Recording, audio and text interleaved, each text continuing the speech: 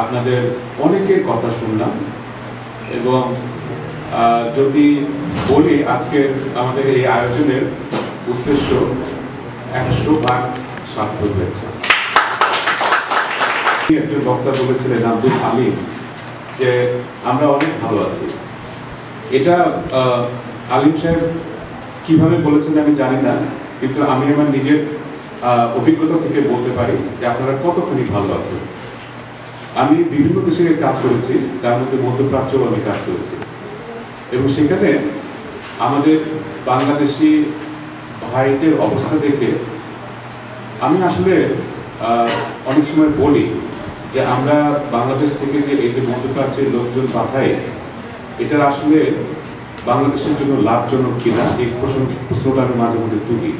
জানি এটি খুব অপ্রিয় কথা, রাজনৈতিক নেতারা খুব অপছন্দ করবেন এটার জন্য, বলবেন যে দেশ বিরোধী কথা বলতেছি, কিন্তু তারা যে কন্ডিশনে কাজ করে না তার থেকে যদি 10 ভাগের 1 ভাগ পরিশ্রম ওই মানুষগুলো দেশে করতেন, তার থেকে অনেক বেশি আয় করে অনেক ভালো থাকতে পারতেন। কিন্তু আমাদের সেই প্রচারণাটাও নাই। আমরা কোনো রকমে জাহাজে তুলে দিতে পারলেই বেঁচে যাই, যে দেশের থেকে বের হয়ে গেল, সুতরাং আমাদের আর কোনো চিন্তা নেই।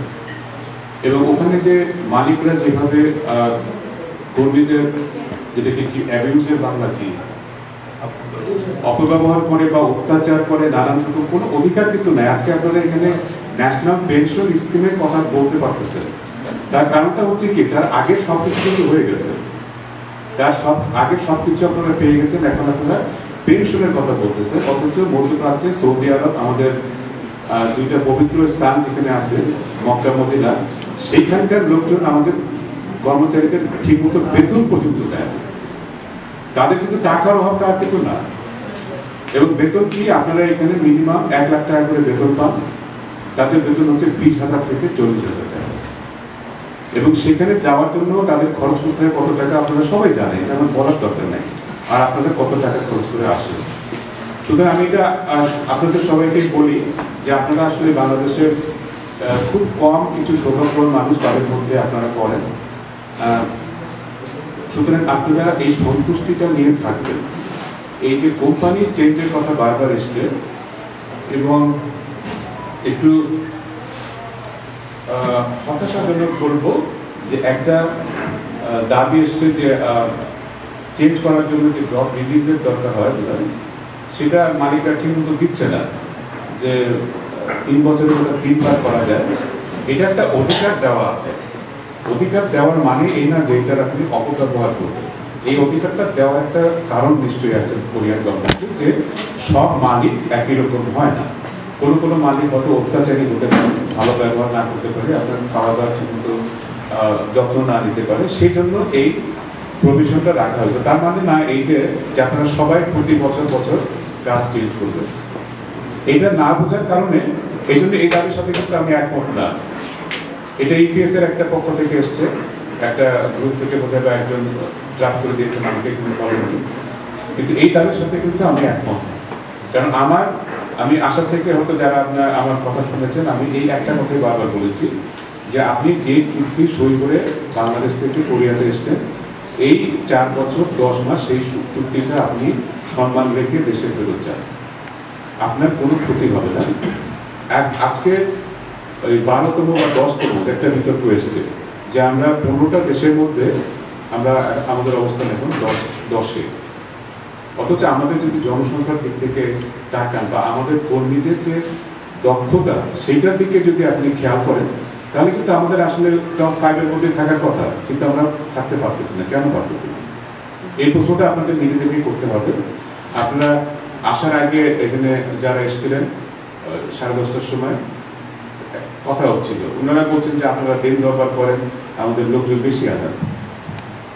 এটা আমাদের অংশ কিন্তু আমরা করেছি।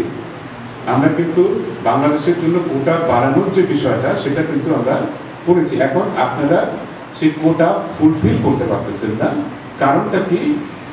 এই যে একটু আগে একজন বললেন যে তার ওই কোম্পানি থেকে মালিক বলেছে যে সে কখন আর বাংলাদেশ থেকে কর্মী আনবে না। কেন আনবে না? একটা মালিক যদি 3 মাস শুধু অপেক্ষা না, তার অনেক কাজও করতে হয়, পেপারওয়ার্ক করতে হয়, নানান অফিসে যেতে হয়, তারপরে একটা কর্মীর অনুমতি নিয়ে এসে একটা কর্মীকে নিয়ে আসে 3 মাস 4 মাস পরে।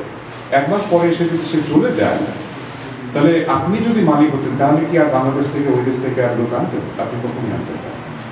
যেটা আপনি নিজে করতে পারি না আমরা, সেটা আমরা অন্যদের কাছ থেকে কেন আশা করবো? সুতরাং আমার কিন্তু বক্তব্য সব জায়গায় একটাই, ওই যে ইপিএস যে ট্রেনিং সেন্টার, যেটা ব্রিফিং সেন্টার, যখন এসে প্রথমে যেখানে যায় আপনারা সবাই যাদের অভিজ্ঞতা আছে, সেখানে একটা গ্রুপ এসেছে, তো সেখানে গিয়েছিলাম। তো সেখানে আমি এই কথা বলেছি যে 2 মাস 3 মাস পরেই আপনাদের পিছনে দালাল লেগে যাবে আর কি। দালাল লেগে যাবে যে এখানে সোনা পাওয়া যায়, এখানে চাঁদি পাওয়া যায়, এখানে গেলে চাঁদে যাওয়া যায়, নানান রকমের লোভ দেখাবে। কিন্তু এই লোভে আপনারা পড়বেন না যদি আপনারা নিজে ভালো চান এবং দেশটারও একটু ভালো চান। দেশটার ভালো এই অর্থে যে আপনি হয়তো কোনো রকমের 5 বছর কাটায় ওখানে এই দেশের দুর্নাম করে চলে গেলেন, কিন্তু এই দুর্নামটার মূল্য কিন্তু হয়তো 100 জনকে দিতে হবে। আপনার জন্য হয়তো 100টা লোক আর আসতে পারবে না, এবং একটা পর্যায়ে হয়তো আমাদের জন্য ইতিহাস বন্ধও হয়ে যেতে পারে যদি এটা চলতে থাকে। সুতরাং এটাকে আমি অধিকার বলে মনে করি না। আমি বলি যে মালিক এবং ওয়ার্কারের মধ্যে যে সুসম্পর্ক সেটা থাকা দরকার। এক্সেপশনাল কেস থাকতেই পারে যে আপনার মালিক যদি আপনাকে সকালবেলা উঠে একটা চট দেয়, আপনি সেখানে কাজ করবেন না, অবশ্যই করবেন না। সেখানে আমি গিয়ে আপনাকে নিয়ে আসবো, কিন্তু শুধুমাত্র 100 টাকা বেশি বেতনের জন্য আপনি এই দুর্নামটা করবেন না। এখন এইটার জন্য মনিরুজ্জামান একটা খুব ভালো কথা বলেছেন যে আমাদের চাঁপাইনবাবগঞ্জের খুব সুন্দর করে বলেছেন আর কি, বলতে পারলাম নাকি?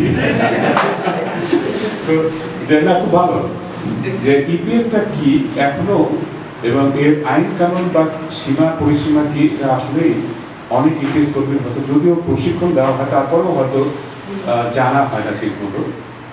এর মধ্যে অনেকে যারা সিনিয়র ইপিএস আছেন বা যারা সিনিয়র অনেক আগে থেকে আছেন, 10 বছর 15 বছর 20 বছর ধরে আছেন, তারাও হয়তো কিছু ইনফরমেশন শেয়ার করেন, ফেসবুকের মাধ্যমে করেন, নানান মাধ্যমে করেন। ফেসবুকের আমি বলি একটা ছোট কথা যে অনেক ভালো ব্যবহার আছে, কিন্তু অনেকে এটার অপব্যবহার করেন। সেই অপব্যবহারের দায় দায়িত্ব কিন্তু আমরা নিতে পারি না, এটা আপনাদের নিজস্ব দায় দায়িত্ব। কিন্তু যারা ভালো কাজ করতেছেন এই ফেসবুকের মাধ্যমে, তাদেরকে আমি আসলেই অভিনন্দন জানাই যে বিভিন্ন তথ্য আদান প্রদানে কিন্তু আসলেই অনেক কাজ হচ্ছে। আমরা যেটা হয়তো করব, আমাদের দূতাবাসের পক্ষ থেকে একটুখানি যদি আমরা কন্ট্রিবিউশন করতে পারি যে ইপিএস এর যে আইন কানুন এবং এটা কিভাবে মেনে চললে আপনারা বৈধভাবে 4 বছর 10 বছর 10 মাস পরে আপনারা দেশে ফেরত যাবেন এবং আপনাদের একটা সুযোগ থাকবে আবার এই দেশে কাজ করতে আসায়। এবং যেহেতু আপনারা এই 5 বছরে মোটামুটি কোরিয়ান ভাষা ভালোই শিখে যান, সুতরাং আপনাদের ডিমান্ডও বেশি থাকবে এবং আপনার মালিক যদি চায় তাহলে কোনো কথাই নেই। তো আমরা হয়তো একটা কাজ করবো, আমরা ফেসবুকে একটা কম্পাইলেশন করবো যে সব কাউন্সিলর সাহেব, ওনারা আমার সিনিয়র এখানে, তো ওনার কাছ থেকে পরামর্শ নেই আর কি সবকিছু, যে সবগুলো যে করণীয় এবং করণীয় নয় এই বিষয়গুলো নিয়ে হয়তো আমরা ফেসবুকে অথবা এবং দুটাই হতে পারে, আমরা আপনাদের লিফলেট করে আপনাদের মাঝে বিতরণের চেষ্টা করব, যাতে সবার মধ্যেই এই আইডিয়াটা থাকে যে আমরা কি কি করতে পারি এই চুক্তির আওতায় যেটাতে এসেছি এবং কি কি করতে পারি না সেই জিনিসটা। আর আপনাদের সবার দেখলাম যে একজন স্যার আছেন এখানে, প্রশিক্ষক, আপনাদের শেখ মুরাদ সাহেব, উনি যেটা বলেছেন আর কি খুবই গুরুত্বপূর্ণ কথা যে আইন ভাঙবেন না। আইন ভাঙা কিন্তু আসলে মানুষের একটা স্বাভাবিক প্রবণতা, এটা সবারই এর মধ্যে আছে। এটা আদম হওয়ার মধ্যে ছিল বলে আমরা হয়তো পৃথিবীতে এখন আসছি, ওনারা আইন ভেঙেছিলেন বলে আমরা মানুষের সৃষ্টি। তো সেই প্রবণতা সবার মধ্যেই থাকবে, ছোট বড় হোক কম হোক। কিন্তু আপনারা একটা মনে রাখবেন যে কোরিয়াতে আপনারা ওদের অতিথি হয়ে এসছেন, আপনারা নিজের দেশে নাই। নিজের দেশে থাকলে আপনাদের একটা আলাদা বিষয় থাকে, কিন্তু আপনারা যখন কোরিয়াতে তাদের অতিথি হয়ে এসছেন, অতিথি শ্রমিক হয়ে এসছেন, অতিথি ওয়ার্কার হিসেবে এসছেন, তখন কিন্তু আপনার একটা দায়িত্ব বেশি থাকে। কোনো অতিথি কিন্তু কোনো মানুষের বাড়িতে গিয়ে কোনো আইন ভঙ্গের কাজ করে না, সুতরাং আপনাদেরও সেটা করা উচিত না। আর আইন ভাঙলে যেটা হয়, এখানে যতদূর আমি 1 মাসে আমার ধারণা হয়েছে আইন বেশ কড়াকড়িভাবে এখানে প্রয়োগ করা হয়। সুতরাং এটা আমাদের কারোর জন্যই আসলে ভালো নয়। এবং এই যে একজন বললেন যে ওই 1 মাস পরে এসে কি আবার মালিকের বিরুদ্ধে কেসও করে দিলেন একটা, এই ধরনের চিটিং যেন আমরা না করি। আমরা সোজা কথা হচ্ছে যে আমরা ভালোভাবে থাকি যাতে আমাদের ভবিষ্যৎটাও ভালো হয়।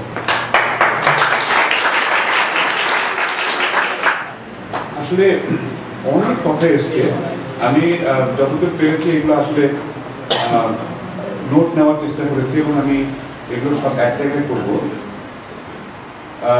করার পরে আমি দেখবো যে আসলে আপনাদের মূল দাবি দেওয়াগুলো কি জিনিস এবং সেগুলো আমরা চেষ্টা করবো যতদূর পারি। আমি ওই কথাটা সবসময় বলি যে আমি কিন্তু কালকের মধ্যে সবকিছু ঠিক করতে পারবো না এবং সবকিছু আমার হাতেও না। এটা কোরিয়ান গভর্নমেন্ট আছে, বাংলাদেশ গভর্নমেন্ট আছে, নানান রকমের আপনার এজেন্সির মাধ্যমে আমাদের কাজ করতে হয়। সুতরাং সবকিছু কিন্তু আমার হাতে নাই, এই জন্য আমি বলিও না যে আমি সব ঠিক করে দেবো। কিন্তু আমাদের যেটা আন্তরিকতা থাকবে যে আমরা যতদূর আমাদের আওতার মধ্যে আছে সেটা আমরা চেষ্টা করবো এবং যেটা আপনাদেরকে দিতে পারি সেটা আমরা দেব। এবং অনেকগুলো ইস্যু উঠে এসছে, সেগুলো আমি কম্পাইল করার চেষ্টা করব। একটা যেটা আমি দিতে পারি সেটা দিয়ে শুরু করি। একটা অভিযোগ যেটা আমি আসার পর থেকে শুনছি সেটা হচ্ছে টেলিফোন সংক্রান্ত অভিযোগ, যে টেলিফোন করলে আমরা ধরি না। একটা হয়তো আপনার সময়গত সুযোগ মানে অসুবিধা আছে, যে হয়তো আমরা 10টা 11টার সময় কোনো কলই পাই না, কিন্তু 12টার সময় একটা লাঞ্চ টাইমে সবগুলো কল আসে একসাথে, সেটা হয়তো একটা সুবিধা আছে।